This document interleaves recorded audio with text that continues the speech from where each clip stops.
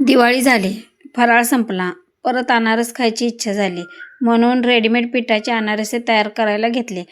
तुमच्यासाठी ही recipe share केली आहे. एकदा करून बघा, मस्त आणि जाळीदार होतात.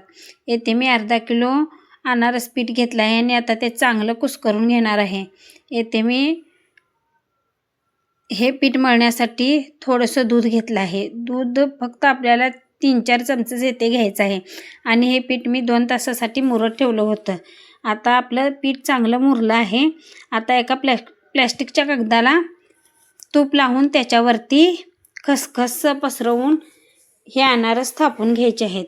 व्हिडिओ दाखवल्यात त्या पद्धतीने हे अनारस थापून घ्या. एकदम छान आणि जाळीदार होतात.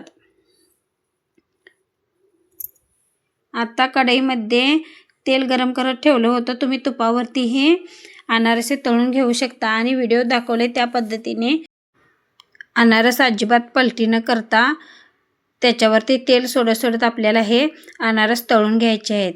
जर माझे व्हिडिओ आवडत असतील तर व्हिडिओला लाईक करा. चॅनेलवर नवीन असाल तर चॅनेलला सबस्क्राईब करा आणि व्हिडिओ आवडले तर कमेंट करायला विसरू नका. येथे आपले जाळीदार आणि मस्त असे अनारस तयार झाले आहेत. थँक्यू.